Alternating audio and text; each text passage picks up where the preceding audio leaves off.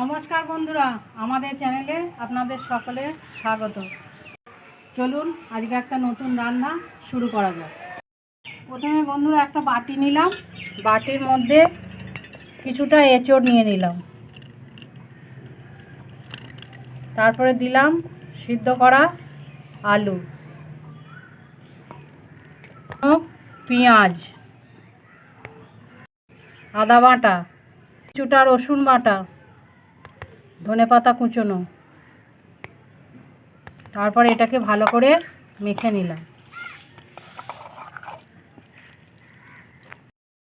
এইভাবে ভালো করে এটা মেখে নিতে হবে।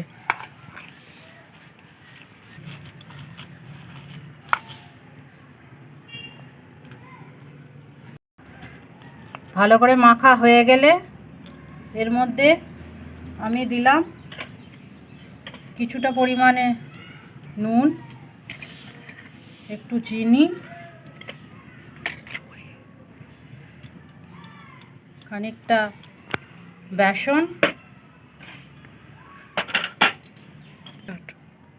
একটু হলুদ গুঁড়ো, একটু ধনে গুঁড়ো, একটু লঙ্কা গুঁড়ো, একটু জিরে গুঁড়ো ও 1 চিমটে গরম মশলা। তারপর এটাকে ভালো করে মেখে নিতে হবে।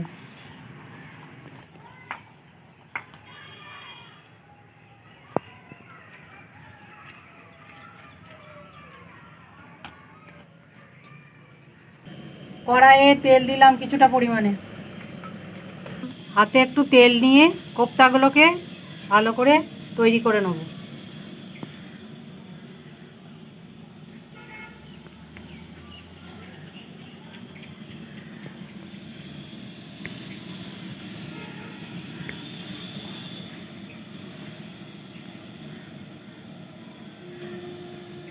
এইভাবে আমি সব কটা কোপ্তা তৈরি করে নিলাম। তেল গরম হয়ে গেছে, কোপ্তাগুলোকে আস্তে আস্তে ছেড়ে দিলাম।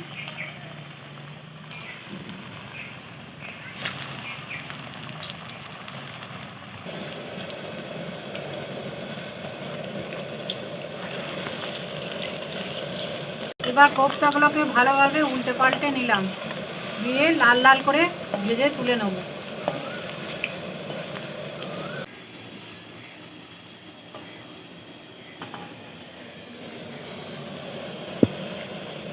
এবার কোপ্তাগুলো এই থালার এক পাশে তুলে নিলাম।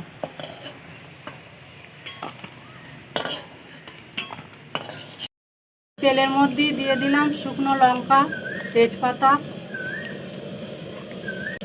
গোটা গরম মশলা, জিরে। তারপর ফোড়নটা হয়ে গেলে তার মধ্যে দিয়ে দিলাম কুচিয়ে রাখা পেঁয়াজ।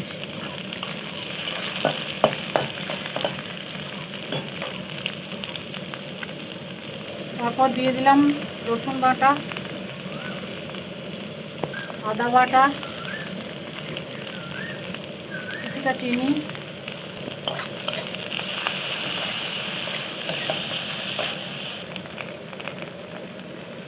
এবার দেবো হলুদ গুঁড়ো, ধনে গুঁড়ো,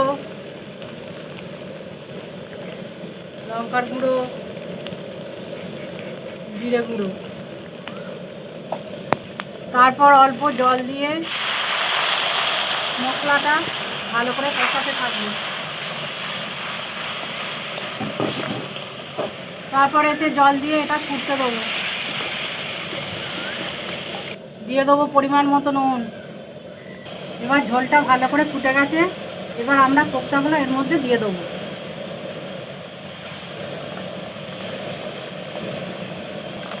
দিয়ে দেবো কিছুটা পরিমাণ টমেটো সস, চিড়ে রাখা কাঁচা লঙ্কা ও একটু ধনেপাতা কুচি দিয়ে চাপা দিয়ে দিলাম। এবার ঢাকনাটা খুলে দিলাম।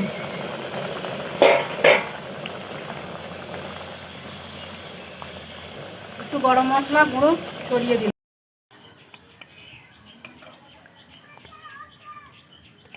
প্লেটে তুলে নিলাম। মায়ের হাতের এই রান্নার স্বাদ হয়েছে কিন্তু দুর্দান্ত। হাত চেটেপুটে আমরা কিন্তু আজকে লাঞ্চটা কমপ্লিট করলাম।